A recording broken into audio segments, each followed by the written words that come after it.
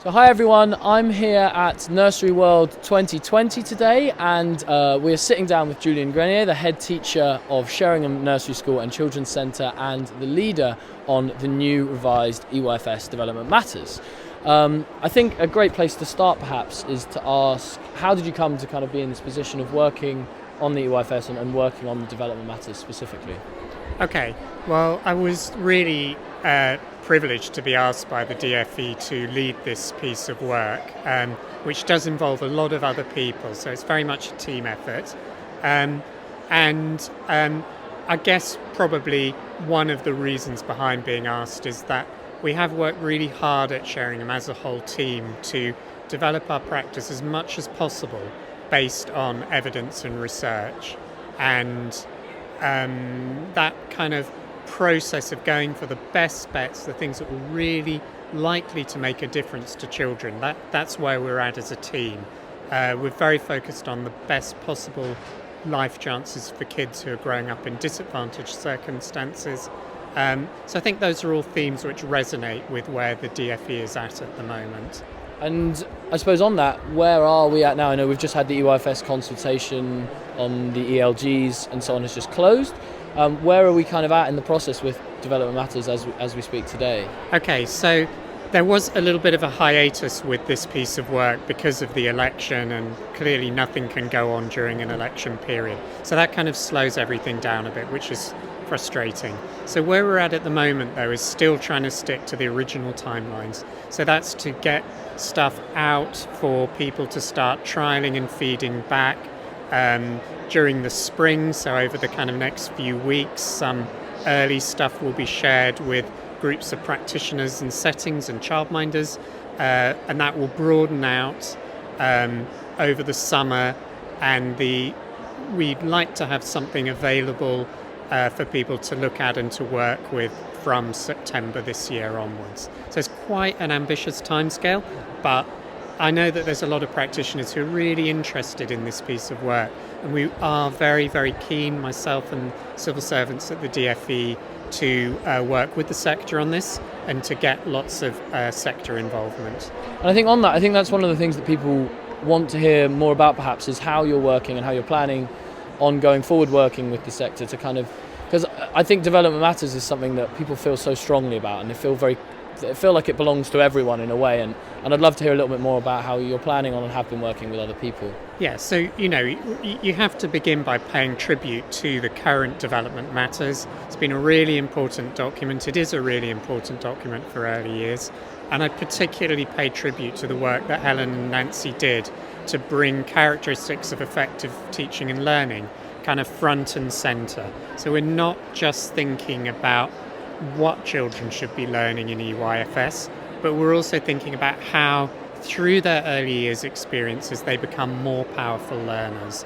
And helping children to become more powerful learners, that's key to a lot of what we're trying to do as early years practitioners. So it is a much loved and well used document, and when you've been using something for a long time, it's quite scary to imagine that it's going to be changed and updated. And the messages from the DFE have been really consistent, that we're talking here about evolution, not revolution, but we must take account of things like the problems around practitioner workload that have developed, and also the fact that despite lots of really hard work and good work that's gone in the early years, we haven't yet achieved what we need to around narrowing the gap between disadvantaged children and other children. So in the timeline of all things, there comes a point when you pause, when you reflect, and you look at what needs refreshing and changing. And that's really the rationale behind this. So on that, I think you mentioned a few things there. That obviously one rationale is, of course, that the EYFS is to some degree changing, and it needs to follow those changes. Yes. And as you talked about the practitioner workload and closing that disadvantage gap. Yeah. What are some of the other reasons why that you're looking at the current Development Matters as it is and is top of mind for you, that you really want this new document to do differently? Well, I think we want to think about the way that some of the research and evidence has shifted since the Tickell review and since that work was originally done. So, for example, we know a lot more about the importance of children's executive function and self-regulation. So that will take more of a centre stage in anything that's developed. But we've got to make sure that this actually makes sense to practitioners out there. And I'm always saying to people that this is about the kids that you're working with. This is about really thinking through who are the children that are struggling, who are the children that find it really difficult to play, to take turns, to come into your early years setting. And can we really think hard about those kids and the extra help that they need to really make the best use of their time in the early years? Because what we see is that not only are there gaps in early years, but those gaps get wider as children go through our school system. It gets harder and harder to act on that the older the child becomes. So we have the privilege in early years of being in just the right place to do something about it. And by and large, practitioners are very motivated. They're very driven by wanting the best for every child. So sometimes it's just about updating ourselves with some of the newer information and research and evidence, and reinterpreting some of what's already very sound early years approaches. I think that makes a lot of sense. But I think one thing I've always found a difficulty with Development Matters is that perhaps there's something we haven't decided exactly what it's for. I think people want it to do different things, and I think that must have been a struggle in developing it. Whether, for example, we want it to be a best fit document, or whether we want it to be a much more structured guidance. And I wonder where you fall on that kind of scale for what you think Development Matters is and what this new Development Matters is going to be. Okay, I think it's been very difficult because the original intentions behind Development Matters, I think, got undermined really by some of the practices that evolved later. So this very strong emphasis on tracking, evidencing, which has created really a crisis in practitioner workload in the early years. And Early Years Alliance's work around Mind Matters, you can't read that report without feeling that we must act to reduce workload, to improve the emotional well-being of our practitioners. So that's really central to what we have to do. I think that, secondly, any framework exists here to guide but not to replace practitioners' professional knowledge and experience. So we mustn't constantly second guess what we're doing, flick to Development Matters every time we're wondering what to do next. It should be there as a guide, but it shouldn't control our every move. And again, Nancy and Helen, I'm sure, would say exactly the same thing about the intentions they had when they put that together. So what that, of course, means is that we must put more emphasis on professional development in the early years. Many of our practitioners, they don't get the access to high-quality professional development they need. So you can write the best guidelines in the world, but actually, unless people are having that high-quality professional development, it ain't going to make much of a difference. And I think one of the things as well that's really exciting about this moment is the work that Iram Siraj and the team at Oxford University have done about the features of high-quality professional development, the field study. And that is something that all of us in the early years need to really take on board, that we must offer higher quality professional development to our teams. Couldn't agree more on that point. I wonder whether one of the qualms that people have had with the EYFS consultation that went out is that it, by its very nature of being quite ELG focused, it's felt like it's been at that upper end of the early years. And I think what a lot of people are looking for this document to do is to fill in the gaps as we filter down from what's changed to the rest of the early years and the younger children. And I wonder how, for example, some of the more contentious things like the removal of shape, space and measure, for example, from the maths ELG, how that's going to impact the document. Is it still going to be very much based on those ELGs in some way as the old document was? Yeah, so that's such an important question, because at the heart of a lot of the debate at the moment is a huge misconception, which is that we're confusing, as a sector, assessment with curriculum. So, and I would say at the heart of that problem is the fact that the last revision of the EYFS has very little to say about curriculum. It's a word that hardly features anywhere. Whereas if you rewind the clock and look at curriculum guidance for foundation stage, curriculum was at the centre there.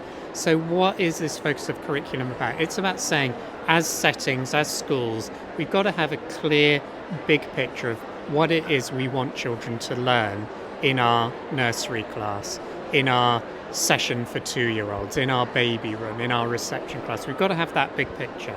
And that's down to us to develop, because every community, every group of children, every group of practitioners, has its own unique qualities and features. And the ELGs, that's an assessment tool that sits at the end of all of this. So the fact that shape, space and measure isn't in the early learning goals doesn't mean that we shouldn't have that in our minds all of the time when we're teaching children maths or we're giving them those experiences in maths. No one is saying that isn't important anymore. But if you look at that old ELG for shape, space and measure, it's really complicated to assess. You have to assess children in length, capacity, money, time. It's a lot of assessment work. So let's do two things. Let's reduce that assessment workload, but let's not just focus on can we get kids jumping through these ELG hoops and acting as if the ELGs are the curriculum. Let's provide children with a really broad and rich curriculum, and let's keep assessment in its box, which is for the early learning goals, it's what you do as a snapshot of a child's learning at the end of the reception year. Don't let that control the reception year. And in that sense, are we perhaps going to see a little bit less of a strict document that follows the path to? Because I think that's one of the things people are concerned about, that it's going to follow down from these new strands. Are we going to see a more curriculum-based document from Development Matters? Well, the curriculum is the responsibility of the childminder, the setting or the school, and it would be wrong to jump in. So this is about guidance to help people do that, but it's to guide their judgment. It's not there to replace their judgment. The ELGs are important, but they've become too important. We've too often seen an endless focus on getting children to achieve an ELG, and they haven't had the learning that they need step by step that both meets their learning needs now and prepares them for what is going to come next. So what I'd say is the ELGs are an important moment in time indicator to share with parents, colleagues in year one, where a child is at the end of the reception year. But don't let that drive the teaching, learning, provision, the enabling environment and reception, because that narrows the curriculum in a really unhelpful way. I think that's a really important point. I wonder, the kind of last point I want to touch on is this tech checklist, tick box approach that we know. Of course, the original Development Matters had it on every single page, the bottom, that this is not intended to be used as a checklist, but so it was obviously something that was top of Helen and Nancy's mind as well. Yeah. What kind of steps are you hoping to take well, first of all, why is that a problem? Why do you think that checklist approach to assessment is a problem? And then second of all, what kind of steps are you hoping to make to ensure that practitioners at all levels are encouraged to avoid that? Okay, well, I mean, the basic reason it's a problem is workload. And all that time you take doing that is time you're not spending with the children, talking, playing, helping them to learn. So the good stuff. It is really problematic to tie people up in pointless workload. The second thing I'd say is that you end up with a situation where people are making a judgment like this child's in the 30 to 50 age band, this child's in 40 to 60. But actually the difference between a group of kids in the 30 to 50 band is often bigger than the difference between a kid in the 30 to 50 and the 40 to 60. So it doesn't help us to think about the children's learning when we use Development Matters like that. So it's both time consuming and unhelpful. And I think what I'd add to that is that we get fixated on this kind of next step approach. What's the next step in learning? Well, when you're in the flow with children, you really do need to think about the next step.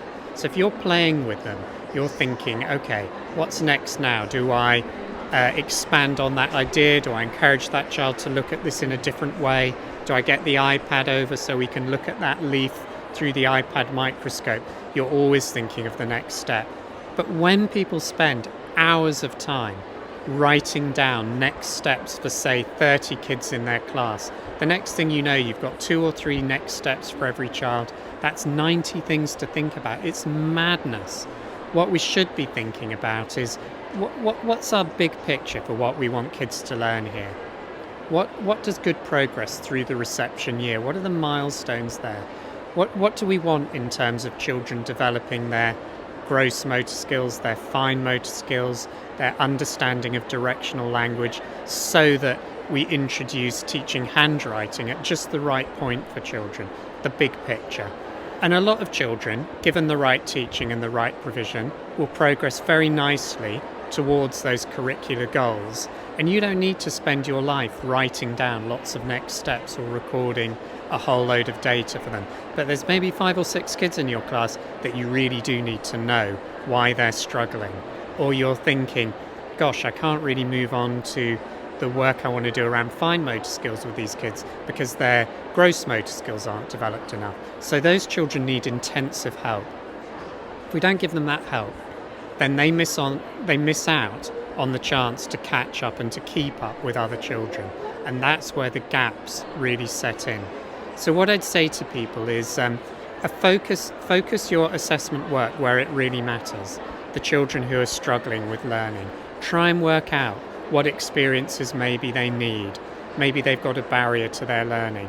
Intensively help those children to catch up.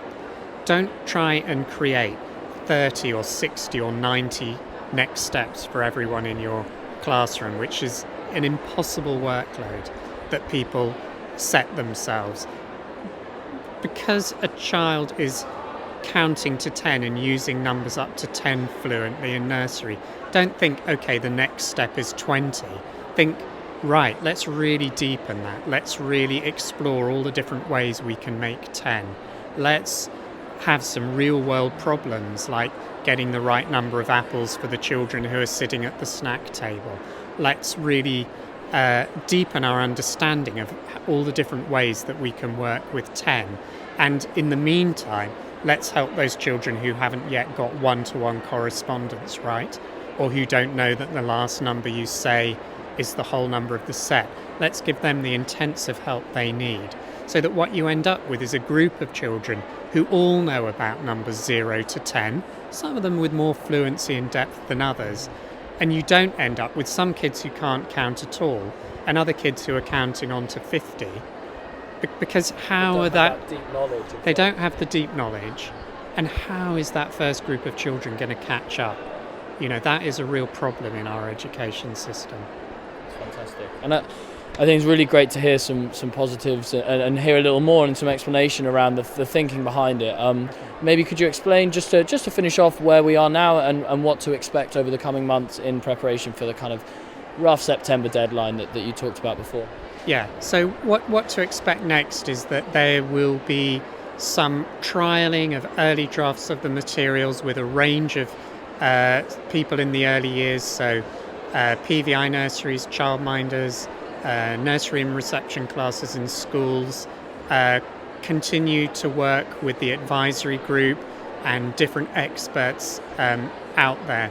That's kind of the phase we're in now. So it's kind of checking everything out, road testing it a bit, making sure that people are understanding the key messages of the document in the way that's intended and learning from those people. So which is very similar to the way that Development Matters was road tested.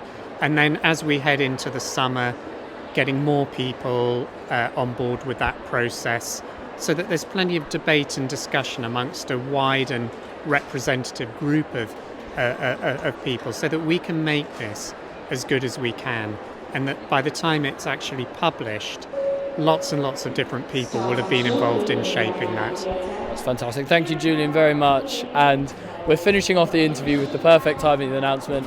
Thank you for watching, and we will make sure you check out the other videos we've got going on. We've got lots of interviews over the week, hopefully with a few less interruptions next time.